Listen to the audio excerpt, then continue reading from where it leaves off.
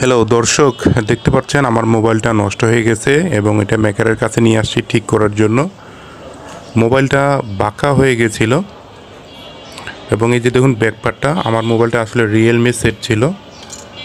তো এই সেটটা হঠাৎ করে দেখি যে বাঁকা হয়ে গেছে এবং ভিতরের এই যে ফ্রেমটা খুলতেছে, ফ্রেমটা বাঁকা হয়ে গেছে। তো আমি মেকারের কাছে নিয়ে আসলাম। ওনার সঙ্গে প্রথমে উনি 550 টাকা চাইলো, আমি 400 টাকায় ঠিক করাবো বলে ওনার কাছে দিলাম এবং উনি কাজ শুরু করলো।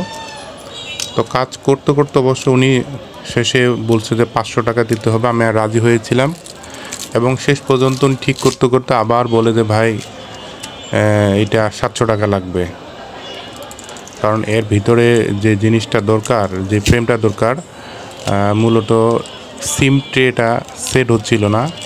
আর এই জন্যই বলবো যে কেসিং বা ভিতরে যে ইয়াটার উপরে বসাবে সেগুলি ঠিক করছিল, অনেক কষ্ট করেছে। এই জন্য শেষে আমি বলছি ঠিক আছে 600 টাকা। তো 600 টাকায় কাজ করানোর জন্য কথা ফাইনাল হয়। এবং এই যে দেখুন উনি কিন্তু একটা নিয়ে আসছে এবং ওইটাতে এখন লাগাবে, মানে আমার আগের যে ফ্রেমটা ছিল ভিতরে যেটা বাঁকা হয়ে গেছে ওইটা চেঞ্জ করে আরেকটা কিন্তু ট্রাই করতেছে। এইভাবে 3-4টা উনি ট্রাই করে, তো কাজ চলতেছে। তো এই মোবাইলটা নিয়ে আমি যে কষ্ট পেয়েছি, এবং উনি কিন্তু দেখুন ওইটাতেও হয়নি, একটা ফ্রেম আনছিল এবং আরেকটা ফ্রেম আনতে গেছে। এবং এই মুহূর্তে আমি দোকানে পাহারা দিচ্ছি এবং আশেপাশে ভিডিও করে আপনাদেরকে দেখাচ্ছি পরিবেশটা, বাজারের পরিবেশটা।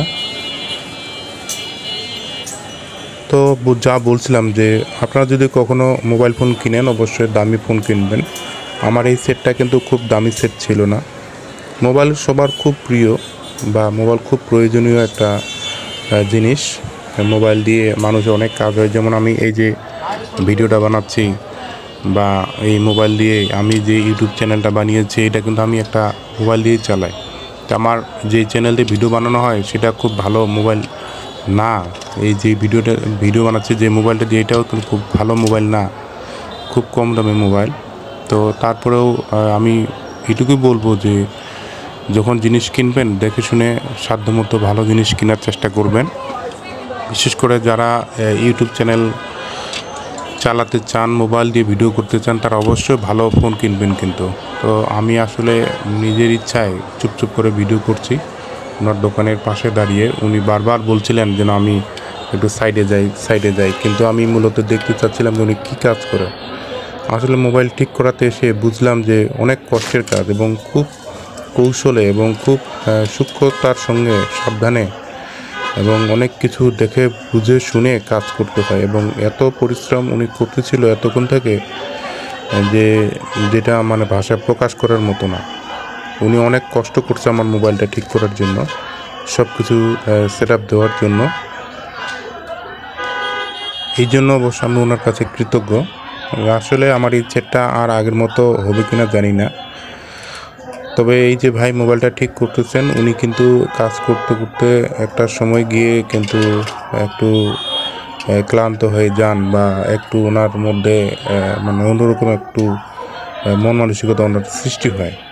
এবং শেষে উনি মানে ওই যে বলছিলাম সিম ট্রে, যেটা দিয়ে সিম মোবাইলে ঢোকানো হয়, সেই ঘাটটা যখন করতে পারতেছিলেন না কোনোভাবে, তখন কিন্তু উনি বলবো যে মন খারাপ করতেছিলেন। এবং পরে ওনার পরিবর্তে কোনো আরেকজন আসেন, ভিডিওর মধ্যেই দেখতে পাবেন যে ওনারও কিন্তু গুরু আছে আরেকজন, মেইন যে লোক মেকানিক্স, কিন্তু উনি আসেন এবং উনি শেষে মূল কাজটা করেন।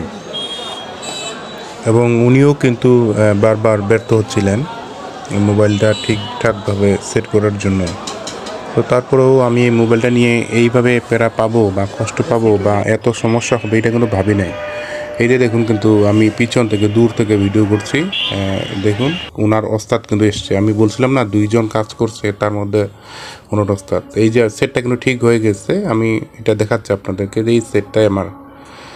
তো এই পর্যন্তই, সকলে ভালো থাকবেন। সেটটা ভালো করে নিয়ে আসছি,